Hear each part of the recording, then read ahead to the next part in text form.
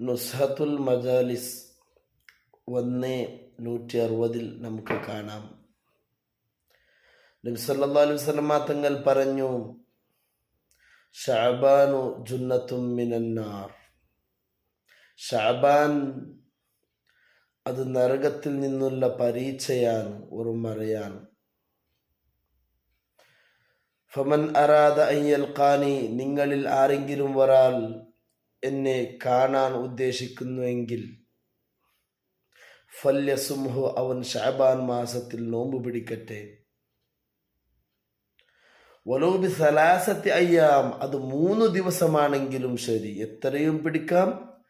ഇനി ശഅബാൻ മാസത്തിൽ ചുരുങ്ങിയത് ഒരു 3 നോമ്പെങ്കിലും നിങ്ങൾ പിടിക്കുക എന്ന് നുസ്ഹത്തുൽ മജാലിസ് 1-ാം വാല്യം 160-ാമത്തെ പേജിൽ നമുക്ക് മുത്തുനബി സല്ലല്ലാഹു അലൈഹി വസല്ലം തങ്ങൾ പറഞ്ഞ വചനം കാണാൻ സാധിക്കുന്നു.